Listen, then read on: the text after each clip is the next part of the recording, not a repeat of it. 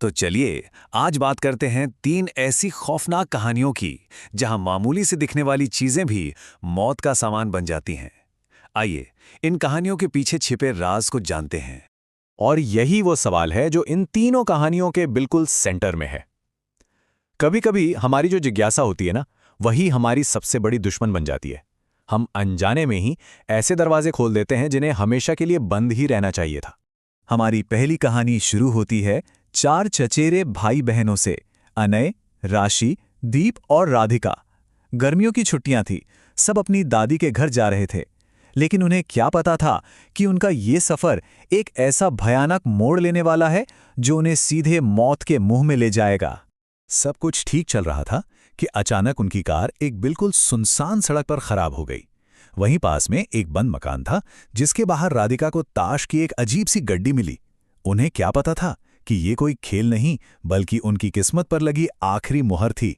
शुरू में तो सबको ये मजाक ही लगा, लेकिन जब एक एक करके पत्तों की हर भविष्यवाणी सच होने लगी तो मजाक खौफ में बदल गया।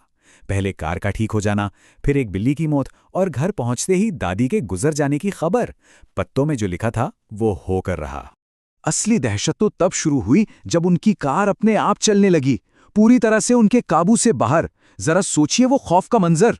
और इसी घबराहट में जब राधिका ने अगला पत्ता निकाला तो उस पर उनकी अपनी मौत की तस्वीर बनी हुई थी। और भविष्यवाणी सच हुई। एक ट्रक से जोरदार टक्कर हुई और चारों के चारों वहीं मारे गए। और वो श्रापित पत्ते, वो वापस उसी बंद मकान के बाहर पहुंच गए, जैसे किसी नए खिलाड़ी का इंतजार कर रहे हों। एक ऐसा चक्र जो कभी खत्म नहीं होता। चलिए अब आते हैं हमारी दूसरी कहानी पर। यह कहानी है साइरस नाम के एक लड़के की, जिससे विरासत में अपने दादा दादी का एक पुराना घर मिलता है। लेकिन उस घर के साथ उसे एक पुराना वीडियो टेप भी मिलता है जिसमें एक बहुत ही भयानक राज कैद था। जिस रात साइरस ने उत्सुकता में उस टेप को चलाया, उसकी दुनिया हमेशा हमेशा के लिए बदल गई। टेप में एक औरत थी जिसे बिस्तर से बांध रखा था और वो चीख रही थी, मरोगे तुम सब मरोगे, लीना किसी को नहीं छोड़ेगी। वो आवाज सिर्फ एक धमकी नहीं थी, वो एक डेडलाइन थी। लीना की आत्मा उसे लेने आएगी और उसके पास थे सिर्फ 11 दिन। साइरस की जिंदगी की उल्टी गिनती उसी पल शुरू हो चुकी थी। उस रात के बाद तो घर में साइरस का रहना ही मुश्किल हो गया। हर तरफ काली परछाइयां, डरावनी आवाजें। वो बेचारा इतना डर गया कि मदद के लिए सीधा भागा फादर डिकूना के पास। उसे लगा कि चर्च ही उसकी आखिरी उम्मीद है। लेकिन असलियत तो कहीं ज्यादा खौफनाक थी। फादर डिकूना रक्षक नहीं बल्कि भक्षक निकले।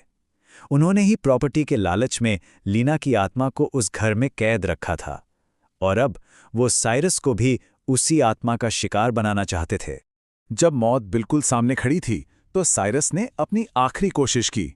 उसने हिम्मत करके उसी श्रापित टेप को दोबारा चला दिया।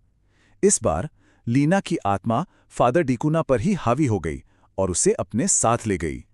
और इस तरह 50 साल से चले आ रहे एक खौफनाक श्राप का अंत हुआ। और अब चलते हैं हमारी आखिरी और शायद सबसे परेशान कर देने वाली कहानी पर। ये कहानी है नील और सिया की, एक नया शादीशुदा जोड़ा जो अपने सपनों का घर खरीदता है। लेकिन उनके आंगन में खड़ा एक विशाल पीपल का पेड़ जल्द ही उनके सपनों को एक भयानक दुस्वप्न में बदल देता है। उस घर में कदम रखते ही सिया बदलने लगी।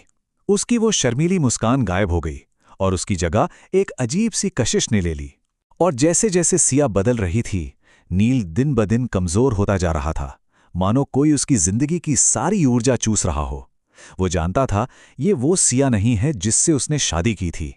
ये खौफनाक सच तब सामने आया जब नील ने मदद के लिए अपने दोस्त आकाश को घर बुलाया। सिया ने कमजोर हो चुके नील की तरफ देखते हुए आकाश से कहा, नील अब मेरे किसी काम का नहीं रहा। ये शब्द उस आत्मा के थे जिसने सिया के शरीर पर पूरी तरह कब्जा कर लिया था। और फिर कहानी का सबसे भयानक राज खुलता है। घर का पिछला मालिक वापस आता है, एक नए शिकार के साथ। वो उस पीपल के पेड़ से बात करता है और तब पता चलता है कि उस पेड़ में उसकी मरी हुई पत्नी कामिनी की आत्मा है। एक ऐसी आत्मा जिसे शांत रखने के लिए वो सालों से मर्दों की बलि चढ़ाता आ रहा है।